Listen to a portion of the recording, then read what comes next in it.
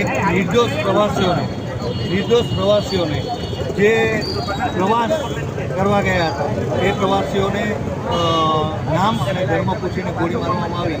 ખરેખર આ દેશની અંદર એક ધર્મહિંસા મંડળ થઈ રહ્યા છે.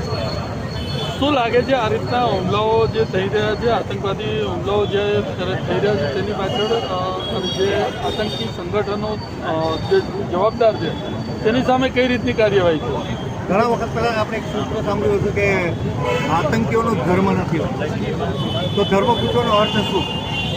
જેને ગોળી મારી એને ધર્મ પૂછવાનો અર્થ શું?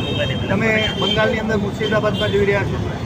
આ દેશની અંદર કેરળ, બંગાળ, કાશ્મીર જે એક જનસંખ્યાના આધારે લઘુમતીમાં આવી રહ્યું છે, હિન્દુ સમાજ લઘુમતીની આરે પહોંચવાની તૈયારી થઈ રહ્યું છે. અને આવનાર સમયમાં જો હવે નહીં જાગે હિન્દુ, તો મને એટલું વિશ્વાસ છે કે આપણે પાછા દલમાં પડવાની તૈયારી રાખવી પડશે. વસુભાઈ, ખાસ કરીને ભારતીય જનતા પાર્ટી હિન્દુત્વવાદી પાર્ટી છે અને હવે ધર્મ પૂછીને જ્યારે ગોળી મારવામાં આવી છે, સરકાર પાસે કઈ રીતની અપેક્ષા રાખે? સરકાર પાસે ખરેખર અપેક્ષા બહુ મોટી છે કે સરકારે બંગાળની અંદર જે પરિસ્થિતિ થઈ રહી છે એના માટે રાષ્ટ્રપતિ સંસદને જવું જોઈએ.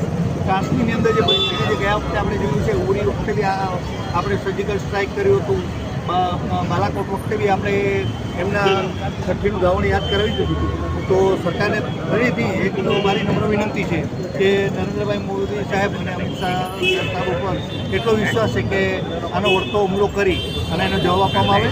પાકિસ્તાન અને બાંગ્લાદેશ જેવા જે કટ્ટરવાદી દેશો આપણી આજુબાજુમાં પ્રવર્તી રહ્યા છે, જે સફોલાઓ દેશો જે આપણામાંથી જન્મ લઈને બેટાઓ થાય, બાપો થાય, તો એવા જો આપણા ઉપર હુમલો કરીને આ રીતનું આતંકવાદ પ્રવર્તતો હોય આટલો મોટો દેશ, તો એની સુરક્ષાને ધ્યાનમાં રાખીને ખરેખર મોદી સાહેબે એના ગંભીરતાથી, કેમ કે અમે જે મત આપ્યા હતા એ કોઈ મોંઘવારી કે પેલું જોઈને નહોતું આપ્યું રોજગારી માટે, અમે અમારા સુરક્ષા માટે જે મત આપ્યા હતા. તો સુરક્ષાની ભાવના માટે જ અમે જો વોટ આપ્યા હોય તો એનું જવાબદારી લેવી એમની છે.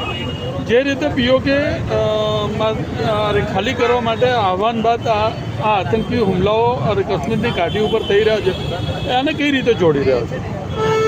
કાશ્મીર ઘાટીની અંદર હું એમ નથી કહેતો કે આ પાકિસ્તાનનું જ્યારે આપણાને કહે છે પાકિસ્તાનનું ષડયંત્ર હતો, પણ હું એમ કહું છું કે ઘૂસપેઠિયા ઘૂસણખોરો અને જેહાદીઓનું જ આ કાર્ય છે. એટલે ખરેખર એવા લોકોને જે ઓળખીને આખા ભારતની અંદર એવા લોકોને ઓળખીને બહાર કાઢવા જોઈએ.